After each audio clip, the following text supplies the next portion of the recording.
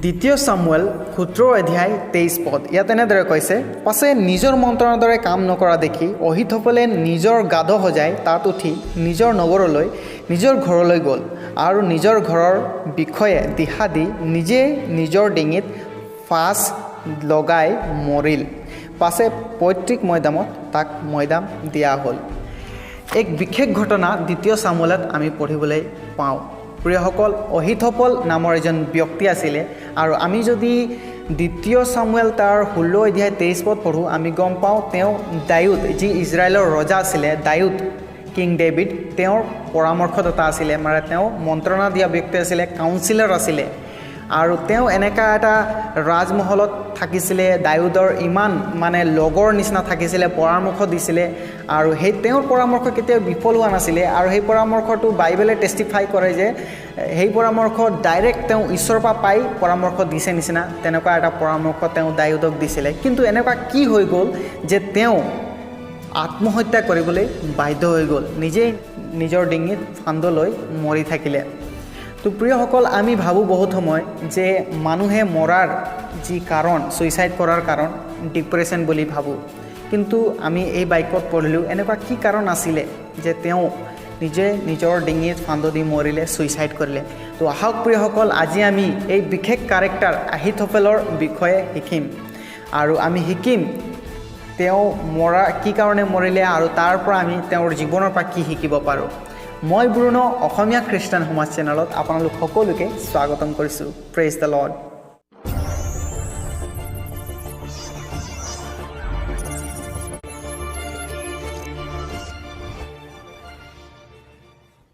প্ৰিয়সকল, অহিথোফেলৰ এই ঘটনা সম্পূৰ্ণৰূপে বুজিবৰ কাৰণে আমাক দ্বিতীয় সামুৱেল তাৰ 16, 17 আৰু 18 অধ্যায়সমূহ সম্পূৰ্ণৰূপে ভালদৰে পঢ়িব লাগিব। তেতিয়া আমি গম পাম অহিথোফেল এজন বহুত ভাল ব্যক্তি আছিলে। তেওঁ দাউদক পৰামৰ্শ দিছিলে আৰু অকল যে সৰু চিম্পল পৰামৰ্শ নহয়, সেই পৰামৰ্শ ঈশ্বৰৰ পৰা পোৱা পৰামৰ্শ নিচিনা তেওঁ দিছিলে। আমি তাক দ্বিতীয় সামুৱেল 16 অধ্যায় 23 পদত পঢ়িবলৈ পাওঁ। এজন ভাল ব্যক্তি, কিন্তু হঠাতে তেওঁ কেলে ছুইচাইড কৰিবলগীয়া হ'ল। যেতিয়া দাউদৰ পুত্ৰ অবছালম দাউদৰ বিৰুদ্ধে যুদ্ধ কৰিব আৰম্ভ কৰিলে, তেওঁৰ এগেইনষ্ট হৈ গ'ল, বিৰুদ্ধে হৈ গ'ল, সেই সময়ত অহিথোফেল কি কৰিলে, অবছালমৰ ছাইড লৈ ল'লে আৰু অবছালমক তেওঁ পৰামৰ্শ দিবলৈ আৰম্ভ কৰিলে দাউদৰ বিৰুদ্ধে। দাউদে পলাই আছে আৰু এইপিনে অবছালমে অহিথোফেল আছিলে তেওঁৰ পৰা পৰামৰ্শ লৈছে আৰু তেওঁ এনেকুৱা ঘিননীয়া পৰামৰ্শ দিছে, হয়তো আপোনালোকে শুনিলে অবাক পাই যাব। সেই সময়ত অহিথোফেলে তেওঁৰ পুত্ৰ দাউদৰ পুত্ৰক অবছালমক পৰামৰ্শ দিছে যে তুমি তোমাৰ দেউতাৰ কনকুবাইনবোৰৰ লগত শুই যোৱা আৰু তোমাৰ দেউতাক লাজ দিয়া বুলি কৈছে। তাৰমানে দাউদক লাজ দিবলৈ কৈছে। তেওঁৰ দাউদৰ যি পত্নী সমান কনকুবাইন, মানে আমি যদি হিন্দীত বুজোঁ ভালকৈ বুজি পাম, ৰাখেল বুলি আগৰ দিনত যি ৰজাসকলে নিজৰ পত্নীৰ বাহিৰেও কিছুমান পত্নীবোৰক থৈছিলে আৰু সেইবোৰক কনকুবাইন বুলি কয়, ৰাখেল। তো সেইবোৰৰ লগত শুবলৈ কৈছে অবছালমক। নিজৰ মাতৃ সমান যি পত্নীবোৰ আছিলে তেওঁবিলাকৰ লগত শুই কিনে দাউদক লাজ দিবলৈ কৈছে আৰু সেই মৰ্মে অবছালমে সেই কৰ্ম কৰিলেও আৰু এনেকুৱা এটা ঘিননীয়া পৰামৰ্শ দাউদৰ পুত্ৰক অবছালমক দিছে। প্ৰিয়সকল, এইটো আছিলে প্ৰথম এক ঘিননীয়া পৰামৰ্শ তেওঁ অবছালমক দিছে নিজৰ যি ৰজা আছিলে দাউদৰ বিৰুদ্ধে। আৰু দ্বিতীয় পৰামৰ্শ তেওঁ দিছে আমি পঢ়িবলৈ পাওঁ প্ৰিয়সকল, দ্বিতীয় সামুৱেল তাৰ 17 অধ্যায় 1 পৰা যদি আমি পঢ়োঁ গম পাওঁ, তেওঁ পৰামৰ্শ দিছে দাউদে যিটো সময়ত সম্পূৰ্ণৰূপে উইক আছিলে, মানে তেওঁ কমজোৰ হৈ আছিলে, তেওঁ যুদ্ধ কৰিব অৱস্থাত নাছিলে, সেই সময়ত অহিথোফেলে অবছালমক পৰামৰ্শ দিছে, মন্ত্ৰণা দিছে যে তুমি তোমাৰ দেউতাক এই সময়তে গৈ কিনে মাৰি দিয়া, একেবাৰে শেষ কৰি দিয়া, হত্যা কৰি দিয়া, এইটোৱে ৰাইট সময় বুলি কৈছে। তো এনেকুৱা এটা পৰামৰ্শ দিছে, দাউদক তেওঁ মাৰিবলৈ কৈছে।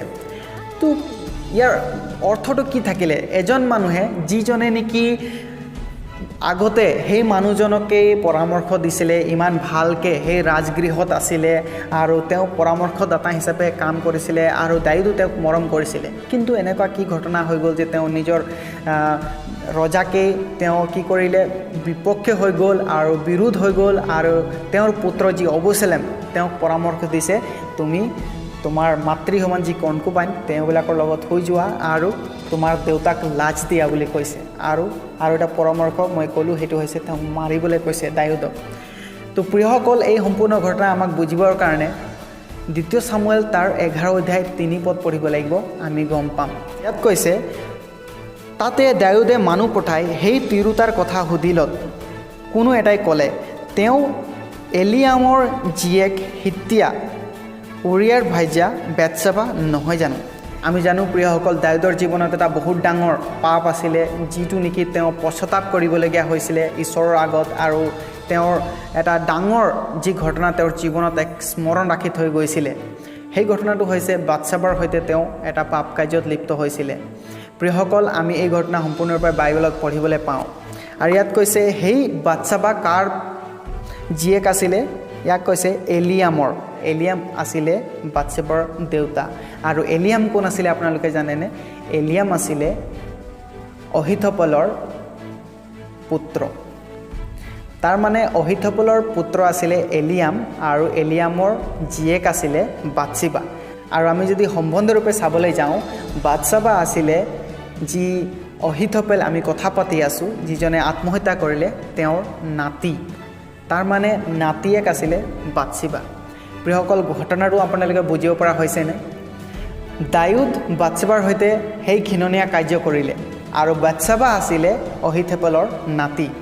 এতিয়া অহিথপলে সেই নাতিৰ কথা মনত থৈছিলে, বহু বছৰ ধৰি তেওঁ মনত থৈছিলে, আৰু মনত থৈ এনেকুৱা এটা তিতা মনোভাৱ তেওঁ নিজৰ ভিতৰত ৰাখিছিলে যে কেতিয়া মই সময় পাম আৰু মোৰ নাতিয়েকৰ বদলা ল'ম, মই ৰিভেঞ্জ কেতিয়া ল'ব পাৰিম এই দাউদৰ পৰা। তেওঁ মোৰ নাতিয়েকৰ নাম বদনাম কৰিছে, আৰু নাতিয়েকৰ নাম বদনাম কৰাই নহয়, তেওঁ মোৰ নাতিয়েকৰ যি হাজবেণ্ড আছিলে, যি স্বামী আছিলে, তেওঁকো যুদ্ধ ৰণক্ষেত্ৰত নি কিনে মৰুৱাই দিলে, উৰিয়াক মাৰি পেলাইছিলে যুদ্ধক্ষেত্ৰত নি কিনে। আৰু তেওঁ বাথছেবাৰ সৈতে এটা ঘৃণনীয় কাৰ্য কৰিছিলে। সেই কাৰ্যৰ বিৰুদ্ধে কেতিয়া মই বদলা ল'ব পাৰিম দাউদৰ পৰা, সেইকাৰণে তেওঁ সেই ৰাজকীয় ঘৰত আছিলে আৰু দাউদক পৰামৰ্শ দি আছিলে, আৰু এটা এনেকুৱা সুযোগৰ কাৰণে ৰৈ আছিলে যেতিয়া নেকি তেওঁ দাউদক মাৰিব পাৰিব। বহু বছৰ ধৰি কাম কৰিলে, দাউদক ভাল ভাল পৰামৰ্শ দিলে, কিন্তু অবছলমে যেতিয়া তেওঁৰ পিতৃ মানে দেউতাক দাউদৰ বিৰুদ্ধে যুদ্ধ কৰিবলৈ আৰম্ভ কৰিলে, বিৰুদ্ধে গ'ল, তেতিয়া ফটককৈ অহিথপলে তেওঁৰ পুত্ৰ কি হ'ল, এই অবছলমৰ লগ লাগি সেই দাউদৰ প্ৰতি বেয়া পৰামৰ্শ দিবলৈ আৰম্ভ কৰিলে।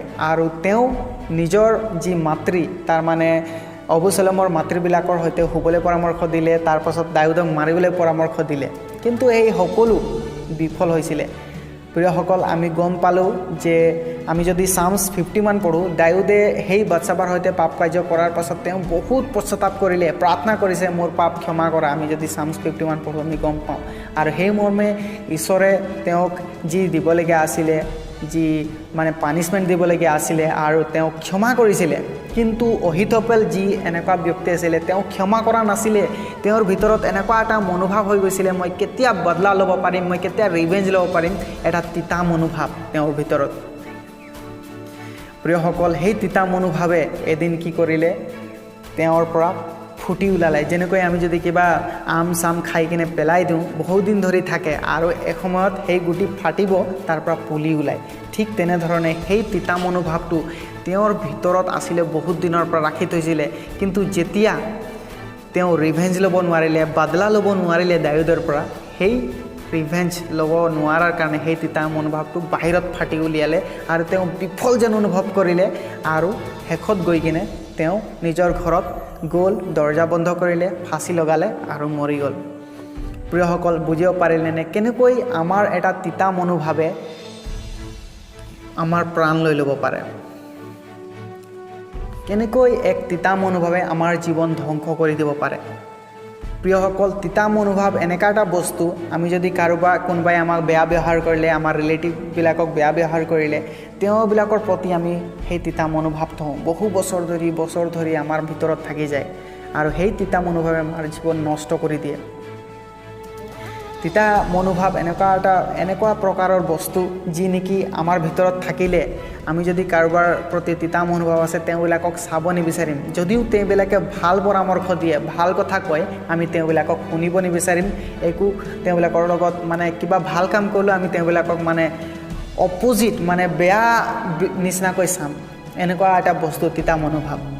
তো প্ৰিয়সকল আমি চাওঁ বাইবেলত তিতা মনোভাৱৰ বিষয়ে বহুত কথা কৈছে আমি অহিতফলৰ জীৱন চালোঁ তিতা মনোভাৱে কেনেকৈ তেওঁক আত্মহত্যা কৰিবলৈ বাধ্য কৰি দিলে আৰু বহুতো শাস্ত্ৰাংশ আছে আমি যদি ইফিচিয়াছ 4:31 পদ পঢ়োঁ ইয়াতো আমি পঢ়িবলৈ পাওঁ ইয়াত কৈছে সকলো কুট বাক্য আৰু যদি আমি ইংলিছত পঢ়িছোঁ অল কাইণ্ডছ অফ বিটাৰনেছ বুলি কৈছে তাৰ মানে যি তিতা মনোভাৱ আমাৰ ভিতৰত থাকে সেই কৈছে কুট বাক্য খং ক্ৰোধ দ্বন্দ্ব নিন্দা আৰু সকলো আটাই হিংসাই হয়তে তোমালোকৰ পৰা দূৰ হওক তাৰ মানে এই যি তিতা মনোভাৱ খং ক্ৰোধ এই সকলো আমাৰ ওচৰৰ পৰা দূৰ হওক বুলি পৌলে ইফিচিয়া মণ্ডলীক লিখিছিলে তাৰ মানে তিতা মনোভাৱ আমাৰ জীৱনত যি নষ্ট কৰে তাক পৌলো বুজিছিলে আৰু সেইকাৰণে এই তিতা মনোভাৱবোৰ দূৰ কৰিবলৈ কৈছে কাৰণ আমি যদি সেইবোৰ তিতা মনোভাৱ আমাৰ ভিতৰত থওঁ এদিন আমাৰ জীৱনত সেই তিতা মনোভাৱটো ফাটি আমাৰ জীৱন নষ্ট কৰিব সেইকাৰণে এই বাক্যত কৈছে প্ৰিয়সকল আমি যদি তিতা মনোভাৱ আমাৰ ভিতৰত থওঁ